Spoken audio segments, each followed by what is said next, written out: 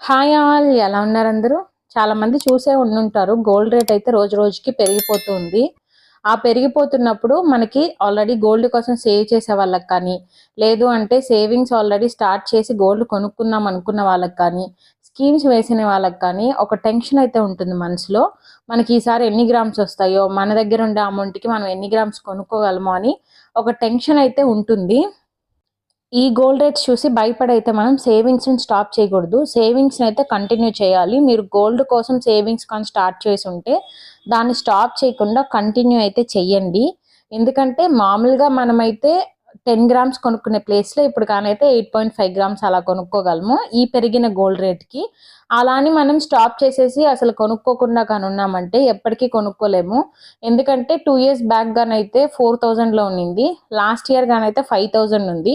ఈ year 6000 touch అయింది. Next year మనకి పెరగొచ్చు, లేదంటే తగ్గొచ్చు, అది మనం చెప్పలేము. గోల్డ్ అయితే కాకపోతే మనం కంపేర్ చేసుకున్నామంటే లాస్ట్ ఇయర్స్తో గోల్డ్ రేట్ అయితే పెరుగుతూనే ఉంది, తగ్గేదైతే ఏం లేదు. తగ్గుతుందిలే అని మనం వెయిట్ చేస్తూ ఉన్నామంటే అది పెరుగుతూనే ఉంటుంది.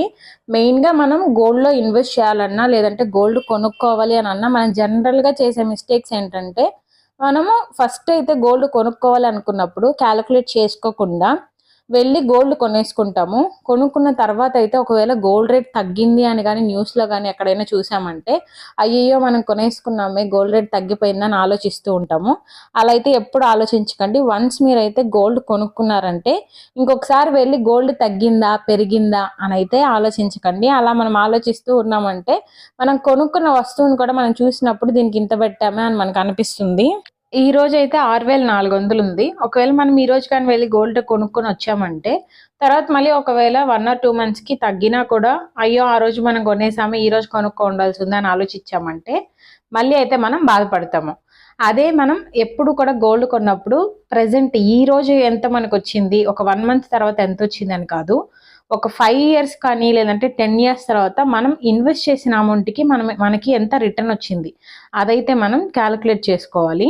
మామూలుగా గోల్డ్ కంటే కూడా ఇంకా ఏదైనా ఇన్వెస్ట్మెంట్స్లో కానీ ఎక్కువ కానీ వచ్చే పనికైతే అందులో కూడా ఇన్వెస్ట్ చేసుకోవచ్చు. కానీ గోల్డ్లో ఇన్వెస్ట్ చేయటం వల్ల మనం గోల్డ్ని అయితే కొనుక్కున్న దాన్ని మనం పెట్టుకుంటాము. అలాగే అవసరం కానీ అయితే మనం బ్యాంక్లో కూడా పెట్టుకోవచ్చు. లేదు మనకి ఇంకా ఎక్కువ అమౌంట్ అవసరమైతే సేల్ కూడా చేసుకోవచ్చు. పెద్దగా మనకి పేపర్స్ అయితే అవసరం ఉండదు. మన దగ్గర ఉంటే గోల్డ్ని సేల్ చేయాలన్నా, లేదంటే కొనుక్కోవాలన్నా, లేదు అంటే బ్యాంక్లో పెట్టాలన్నా కూడా, అదే మనకి ఇంకెక్కడైనా ల్యాండ్లో వాటిలో ఇన్వెస్ట్ చేసినప్పుడు మనకైతే ఎక్కువ పేపర్స్ అయితే అవసరం పడుతుంది. ఒకవేళ కానీ ల్యాండ్లో కానీ ఇన్వెస్ట్ చేయాలి అని అనుకుంటే మన దగ్గర అయితే ఎక్కువ అమౌంట్ అయితే ఉండాలి. ఒకేసారి ఒక 25 lakhs కానీ అలా పెద్ద అమౌంట్ అయితే ఉండాలి ఇన్వెస్ట్ చేయాలి అంటే. అదే గోల్డ్ అయితే అలా కాదు, ఒక ఫ్లెక్సిబిలిటీ అయితే ఉంటుంది. మన దగ్గర ఈ మంత్ ఒకవేళ 5000 ఉంది, 5000కి కొనుక్కోవచ్చు. లేదు 3000 ఉంది, 3000కి కొనుక్కోవచ్చు. 10,000 ఉన్నా కొనుక్కోవచ్చు. అలా ఎప్పుడెప్పుడు మన దగ్గర అమౌంట్ ఉందో ఆ అమౌంట్ని అయితే మనం ఇన్వెస్ట్ చేసి గోల్డ్ని అయితే కొనుక్కోవచ్చు. ఆ ఫ్లెక్సిబిలిటీ అయితే మనకి ఈ గోల్డ్లో ఉంటుంది. గోల్డ్కి ఆల్రెడీ సేవింగ్స్ స్టార్ట్ చేసిన వాళ్ళైతే భయపడకుండా సేవింగ్స్ని అయితే కంటిన్యూ చేయండి. అసలు గోల్డ్కే ఇన్వెస్ట్మెంట్ చేయలేదు, అసలు సేవింగ్సే లేదనుకునే వాళ్ళు దీని తర్వాత అయినా కొంచెం కొంచెంగా సేవ్ చేసి కొంచెం గోల్డ్ అయితే మీరు కొనుక్కొని పెట్టుకోండి. ఎప్పటికైనా కూడా ఫ్యూచర్లో గోల్డ్ అయితే ఇంక్రీజ్ అయ్యే ఛాన్సెస్ ఎక్కువ ఉన్నాయి. ఆ టైంలో మనకి కొంచెం రిటర్న్ అయినా వస్తుంది గోల్డ్ కొనుక్కోవటం వల్ల. అసలు గోల్డ్ సేవింగ్సే లేని వాళ్ళైతే ఆలోచిస్తూ ఉంటారు, మనకి ఇంతవరకు గోల్డే కొనుక్కోలేదు, ఇంత పెరిగిపోయింది, మనం దీని తర్వాత ఏం కొనగలం అని అనుకుంటాము. అలా అయితే ఎప్పుడు అనుకోకండి. గోల్డ్ని కొనుక్కోగలరు ఎవరైనా కూడా.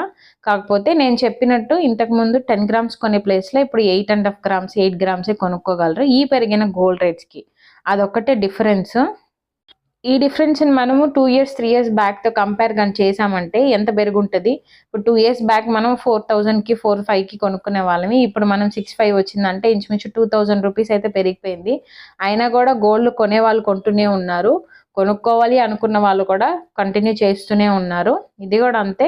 ఇది ఒక సేవింగ్స్ కాబట్టి ఇందులో మనం కొంచెం కొంచెంగా ఇన్వెస్ట్ చేసుకొని కొనుక్కోవచ్చు.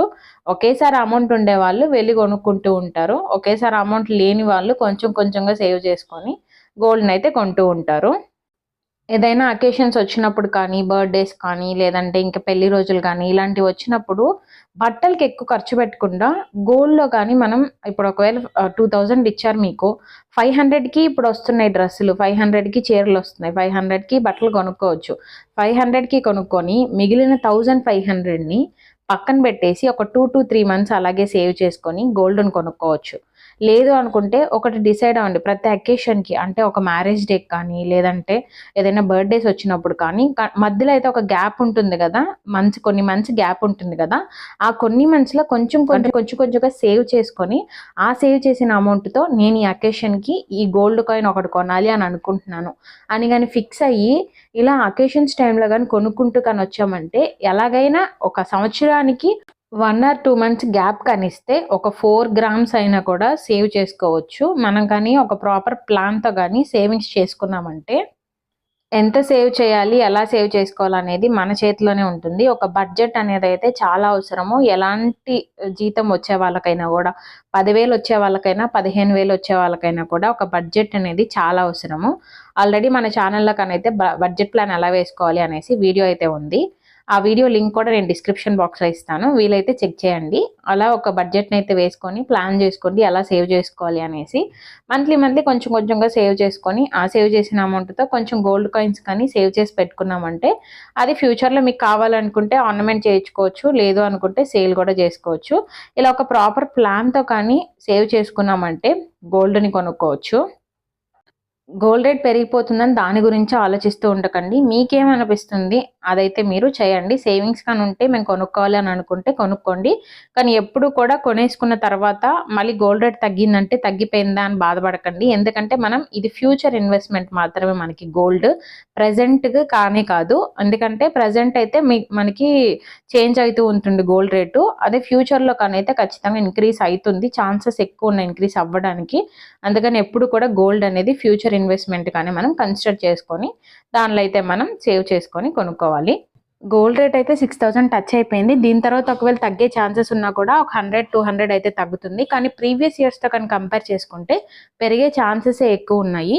మన దగ్గర ఆల్రెడీ సేవింగ్స్ ఉన్నాయి. గోల్డ్‌లో ఇన్వెస్ట్ చేద్దాం అని అనుకునే వాళ్ళు ఇన్వెస్ట్ చేసుకోవచ్చు.